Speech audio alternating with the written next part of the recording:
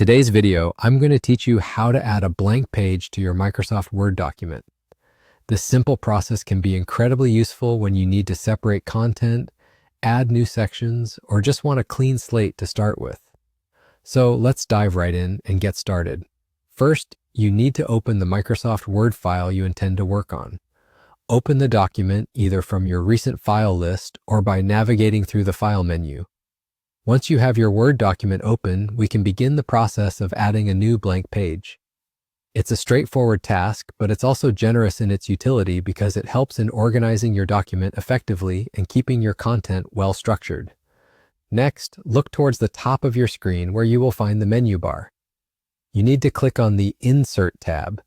This tab is your gateway to adding all sorts of elements to your document, not just blank pages, but also tables, pictures, and more. By clicking Insert, you're essentially entering a mode where you can enhance your document with additional components.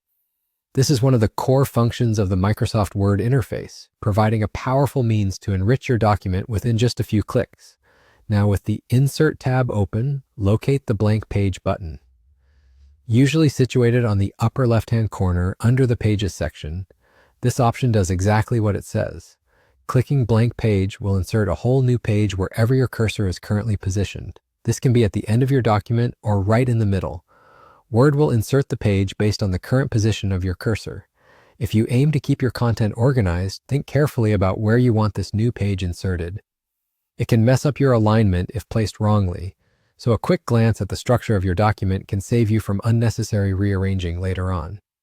Finally, once you've clicked on Blank Page, you're done. It's that easy. You've added a fresh, clean page to your document, ready for you to fill with whatever content you need.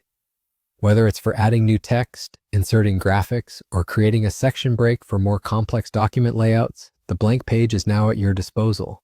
And there you have it, the simple steps to insert a blank page into your Word document.